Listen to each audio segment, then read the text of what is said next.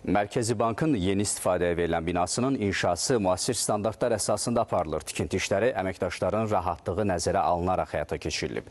Yeni bina daha innovativ layihələrin icrasına şərait yaradacaq.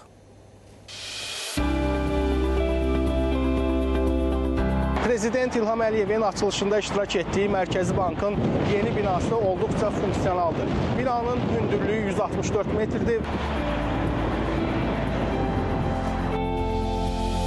Mərkəzi Bankın yeni inzibati binası Bakı şəhər Nizami rayonu Heydər Əliyev prospektində inşa edilmiş bir müasir göydələndir.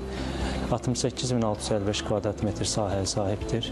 Binada beynəlxalq konsultantların, layihəçilərin tövsiyələri və təklifləri nəzərə alınmaqla xüsusi təhlükəsizlik konsepsiyası, Uptime İnstitutunun Tier 3 tələblərinə cavab verən məlumat mərkəzi, mərkəzi arxiv otağı və bir çox zəruri infrastrukturlar vardır ki, bunlar da bu binanı digər binalardan tamamilə fərqləndirir.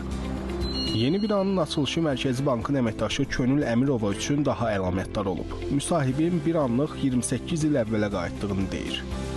Bu açılış çox belə simvolik də bir xarakter daşıyır. Çünki illər öncə Mərkəzi Bankın əvvəlki binasında ümummilli liderimiz Heydər Əliyevin iştirakı olub açılışda və mən o açılışda iştirak eləmişəm mən də.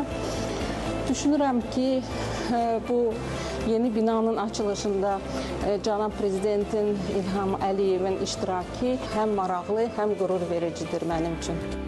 Yeni binanın istifadəyə verilməsi Mərkəzi Bankın gələcək iş prinsipinə də müsbət təsir göstərəcək. Sabir Bilalov, Zaur Dadaşov, ASTV Xəbər.